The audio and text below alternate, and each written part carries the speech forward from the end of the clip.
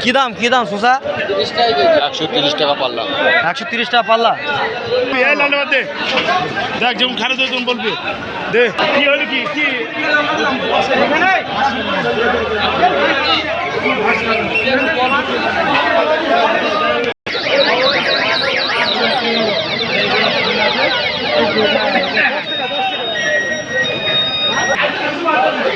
মাল কি দাম?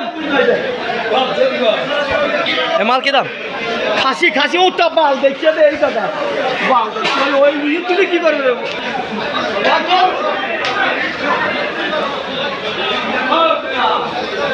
22 টাকা দাম।